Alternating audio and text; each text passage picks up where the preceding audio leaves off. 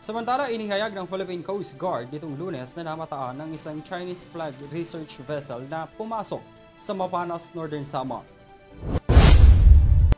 Ayon kay Commodore J. Tariela, ang tagapagsalita ng PCG for the West Philippine Sea, ang research vessel ng China na may pangalang Shen Kuo ay unang namataan sa pamamagitan ng kanilang Nomad N2022 aircraft na pakalat-kalat sa bisinidad ng Viga, Catanduanes. Ang galaw ng naturang barko ay naiulat sa tulong ng kanilang Coast Guard's Automatic Identification System o AIS. Ang naturang Chinese research vessel mula sa Shenzhen Port noong April 13 at dumaan sa Itbayat at Basco, Batanes noong April 22.